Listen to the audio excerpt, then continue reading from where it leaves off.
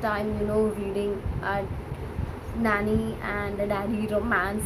I don't know if it is that called, but hello bibliophiles. So our main aim for the video is to discuss the 19 books out of 50 that I've read so far. Here I have to complete many more books, but still 90 books is an accomplishment. Next category is the best fantasy that I've read. Total I have read 3 fantasy books this year, and out of that I love the 2 the most. So the first one is Percy Jackson. Actually started reading Percy Jackson after my whole Instagram was filled with Percy Jackson when the series was itself released in the TV or OTT platform. So that's when I wanted to read it, and I read the first one only. Right now I need to cover the rest of the series, but I actually enjoyed the series, and it's a fast-paced book and you can easily read it in a 2-3 days. That is it was a 4-star reader for me, and if you're someone who is a young adult right now and need to explore fantasy in the genre, then this is the first right one to start with. So the second one, I actually loved it, and it was a 5-star reader for me. Was a Rose Target, and right for a fantasy that it was Selection Cross Once Upon a Broken Heart series vibes, and this is the right one for you. Its second book is released in but in India the price is very expensive right now, something around 1,000. That's something that I can't afford, so I'm literally begging HarperCollins to send me a book. The next is a thriller. I think I have read at least 4 to 5 thrillers this year. Yes, it's subsequently a change for me this year that I have read this much thriller for that. So the thriller that I enjoyed, especially by Freda McFadden, and her 2 books that is in my top shelf is The Boyfriend and Never Lie. And actually I couldn't predict the plot from 1,000 miles away. I couldn't, I thought this was going to happen, but all my theories were proven wrong by her. So I absolutely loved it, and both were 4-star readers for me. So the next category is basically the best Indian book that I have read is basically Love Unarranged. It felt like I have read 4 to 5 Indian book rom-coms, but I think this one was the one which best hit me in my life.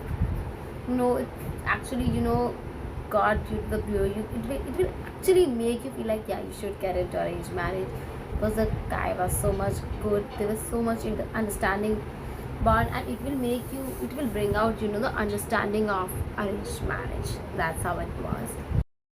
This category is basically the best emotional rom-com that I read.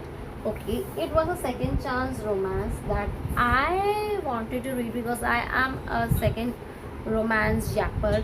So when I took it, I knew it was, but I didn't knew that it would be such an emotional roller coaster. It's not at all a romance. It's a romance book, but just I can't say it romance even. It was an emotional roller coaster. It will give you a traumatic ending. It will make you go through hellish, and you'll be crying at certain chapters. I think that was the beauty of this book. That's why I rated it 4.5 star, because I loved it. When a book makes you cry, it means that you have been emotionally attached to the characters. That's why I really loved it. That I will go to the best series. One is at almost at the top, that is the Natural series. I actually couldn't stop myself, so I devoured the 3 books. I am pending with the last one. Basically I am kind of avoiding reading it because the series will be over, even though Jennifer Lawrence, I think Jennifer Lynn Barnes has announced that there will be a fifth book that will be coming. So yeah, I will be reading it soon to complete my series. And the next one is my Beautiful Windy City series. I actually loved the last one that I read. That was Caught Up, the 3rd book in the series. Oh my god, the guy, and it was my first time reading a nanny and a daddy romance. I don't know if it is that called, but I really enjoyed reading it, and the confession was so filled with yearning and love. And towards the end, I need to read the 4th one, play along, because the crumbs that we are getting from the third one. You need to read it. So the next is best YA romance that I also don't have. I read in the Kindle. That is What Happens After Midnight. It is by Carol Walter. And if you are a YA sipper, you need to read her books. After Lamp Panther, if I read any YA books, that is her. It's the same author. If you have read Summer of Broken Hearts, then you should read the books by her more.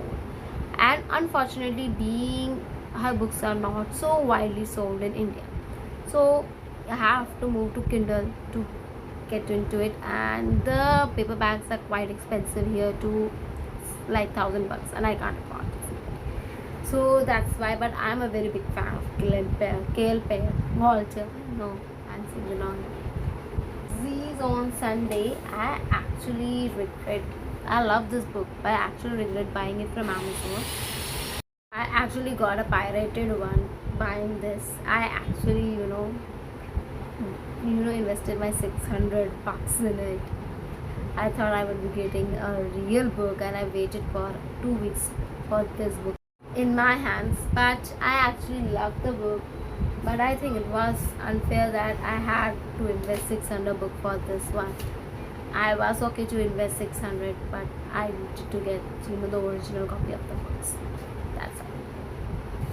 These were all the categories that I categorized, and these were my top books that I loved from among the 19. And I hope you enjoyed it, and hope you will subscribe.